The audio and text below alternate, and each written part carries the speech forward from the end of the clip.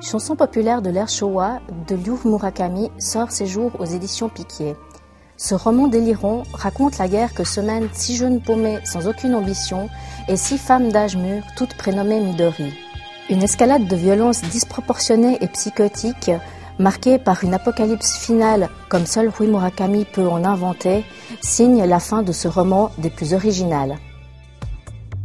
S'il n'avait pas existé, je crois que je serais devenu fou, pensa Nobue en regardant Ishihara. Ils étaient dans l'appartement de Nobue. 7 mois s'étaient écoulés depuis les événements. Les blessures de Nobue étaient à présent totalement guéries, mais il ne parvenait pas à oublier le traumatisme de cette nuit-là. Il avait perdu un bout de langue et les muscles de sa joue étant partiellement paralysés, il ne parvenait plus à s'exprimer normalement. Nobue avait quitté son emploi chez un revendeur de matériel informatique.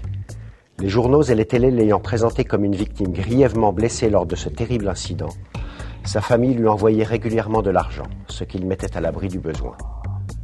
Quant à Ishihara, il travaillait toujours dans ce petit atelier de design, même si personne n'arrivait à comprendre comment il pouvait continuer après cette histoire. Ryu Murakami signe à nouveau un livre étrange et décalé, d'une violence inimaginable et assez difficilement défendable. J'aime ce Murakami-là parce qu'il n'a aucune retenue dans son écriture. Il n'hésite pas à choquer et à abuser d'imagination perverse jusqu'à toucher au burlesque. Si on ne connaît pas Ryu Murakami, ce livre est une excellente occasion de découvrir son écriture.